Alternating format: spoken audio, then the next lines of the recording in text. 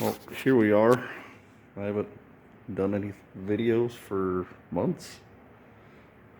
I did order new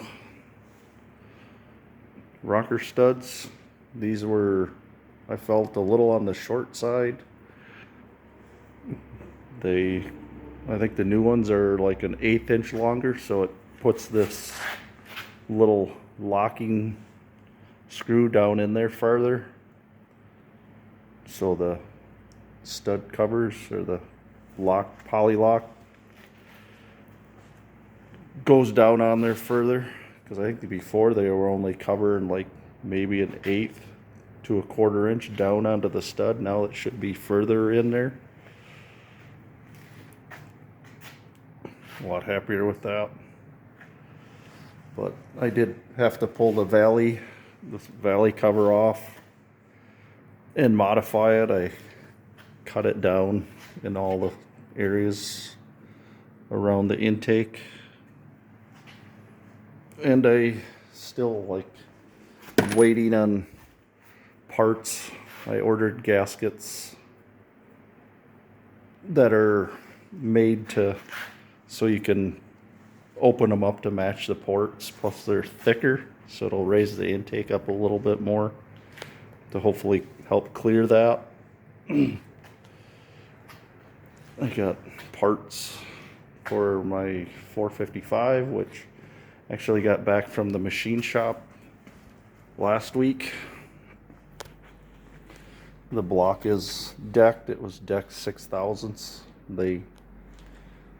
And then they also honed the cylinders out. And then what else did they do? I think that was, the crank which is in this box, was polished. But that's about it, other than waiting on parts. I did order bearings, main rod and cam bearings, and rings from Butler Performance. I also had to get a new ring gear or flex plate and starter, since that one, the TCI one sitting there on the floor, lost a few teeth when the piston was up on top dead center in that cylinder that had water in it, and it knocked the teeth off the flex plate. And I think the starter, I don't know, it might be usable still. Some other things I got, these aluminum intakes. Bought this one, and then this one from Speedway.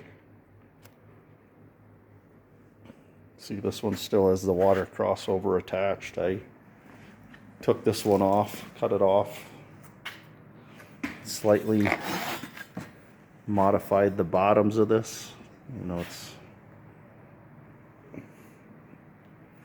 But the water crossovers over here. Probably use that. I just got to round the corners off. These corners, smooth it out. That makes it so you can have this on here, and then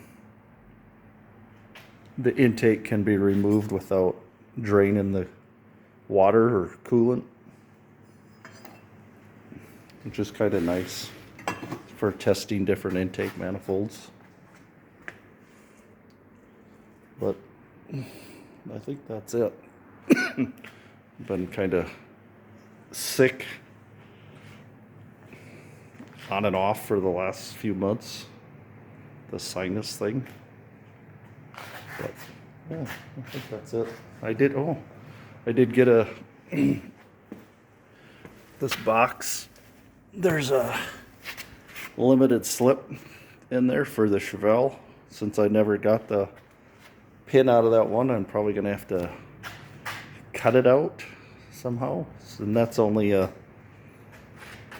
only will spin one wheel. That way it'll have a limited slip in it, so it will spin both tires. So I may try bracket racing that this year. maybe. Depends on if I get my 455 back together and back into the olds, which has been sitting out in the shed out here with the Chevelle and the truck. The olds has been sitting there for a couple of years now, so they did have the Chevelle running today, but yeah, had the truck running a few weeks ago, and that's about it. Most of our snow is almost gone because it's like 50 degrees out today. 55 actually, and I think it's supposed to be like this for like 4 days, and then it's supposed to drop back down into the 30s. But anyway, that's all I got. Thanks for watching.